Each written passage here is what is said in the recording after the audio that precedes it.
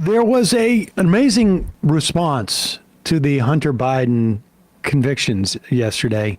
I mean, this is, and let's be clear, we didn't really follow the Hunter Biden prosecution very much. We mentioned it. It's a story. There were a lot of people who were convinced that, if Hunter Biden's exploits, and as far as I know, there is nothing that is in any way incriminating in that laptop that they found, to the extent that we know what was in it, because they've all kept it top secret, even though it was going to turn the tides of the last election. But there were clearly indications that Hunter Biden had a crack problem and I guess a propensity to hire sex workers, and I mean a lot of sort of sordid and what would formerly be very scandalous stuff. Vice. All of that seemed to have come out in the court case. I didn't follow it that clearly, but I heard a little bit of the testimony, and it does not seem to have in any way hurt Joe Biden's chances of re-election. And so it was interesting to see their reaction, because Donald Trump was out there saying, this is a two-tiered justice system. I'm being targeted for political reasons. If it can happen to me, it can happen to you. If it could happen to me, it could happen to anybody except for Hunter Biden. And now it's happened to Hunter Biden, and it's undercut a narrative for the Republicans. And here is Mike Johnson doing his best to obscure that fact just yesterday.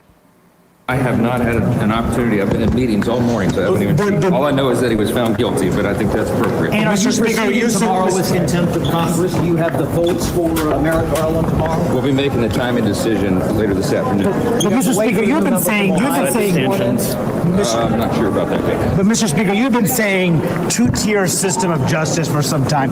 Here's the president's son being convicted on 3 counts. Doesn't that undercut your claims? It doesn't. Every case is different, and clearly the evidence was overwhelming here. I don't think that's the case in the Trump trials, and all the charges that have been brought against him have been obviously brought for political purposes. Hunter Biden is a separate instance. Who's going to win the congressional baseball game tomorrow? But what is a two-tiered justice system? I guess two-tiered against me. There should be a Trump tier and then an everybody else tier. And they're unfair to Trump, and everyone else gets a fair deal. I think the Republican hive mind realized, that's just not going to cut it. We have to sort of veer away from the two-tier thing, because that doesn't quite work. You can't really say it's not two-tiered. I mean, isn't the idea that one person gets prosecuted and another doesn't? Because otherwise you're just blaming the jury for being biased against Donald Trump in that instance. I mean, that's the thing. 12 jurors, one of whom gets his news from Truth Media, Truth Social, and I don't know even how you find someone like that. I mean, you really have to scour the country to find that person. And they found him guilty. So you really have to talk about prosecutions, right? It's unfair that some people get prosecuted and others don't. That's what a two-tier justice system means, and that's fallen flat. So they've come up with another answer, and that, of course, is that limited hangout. Many on the left, they're now saying that the verdict is proof President Joe Biden has not weaponized the Justice Department against his enemies. On the other hand, Republicans, they strongly disagree, saying this case is misdirection to avoid going after Hunter for more serious charges of being an unregistered foreign agent. What do you think about that? Well, I agree that this entire trial has been a major distraction from the real crimes of the corrupt Biden crime family. Many on the left, they're now saying... There it is, ladies and gentlemen. It's a limited hangout. The reason why they did this is they're throwing a little tiny bone to everybody to hide the genuine corruption. They must have something so bad if they're willing to sacrifice shit. So bad. You know what they should do? They should set up some type of like committee. Maybe you could call it like the House Oversight Committee, and get someone like, I don't know, James Comer, maybe, to investigate all of those real serious crimes that are actually being obscured by this conviction. Stephen Miller also settled on this argument.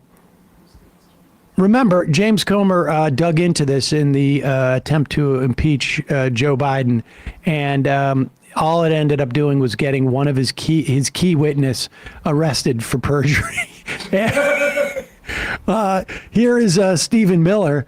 The gun charges are a giant misdirection, an easy op for DOJ to sell a pliant media that is all too willing to be duped. Don't be gaslit. This is all about protecting Joe Biden and only Joe Biden. He's willing to throw his kid under the bus. Oh, yeah. Protect that what? Yes. $50,000. All those people in the DOJ. We're gonna deploy Operation Small Guppy to protect the big fish. Hunter, they can't find about that $300,000 kickback I got. You got to go down for. I've been throwing the country under the bus, Jack, for about $250. Hunter, you got to be the fall guy, man. The pliant media will love this. Some of them were talking about that scene in The Godfather where they go like, you know, where they were talking about what's his face, the consigliere, Duvall's character meets the guy out in the prison, is just like, you know, you got to do the right thing here.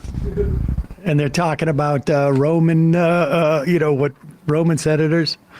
But there it is, folks. That's their story, and they're going to stick to it until they come up with something better. What a great misdirection. Total. You know what's going to happen next? They're going to they're going to have the DOJ prosecute Jill Biden just to get people off the trail. Hey, folks, don't forget to hit the subscribe button and check out our daily show. We do it every day at 12 p.m. Eastern for about 2.5 hours. We even take phone calls. You should check that out.